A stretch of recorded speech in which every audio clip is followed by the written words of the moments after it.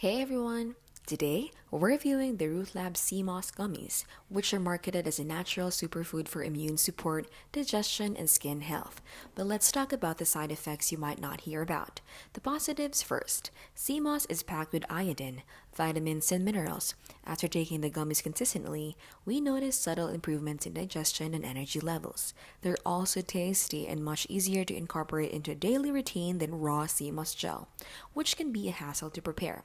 The price point is fair compared to other brands, so accessibility is another plus. But here's the flip side.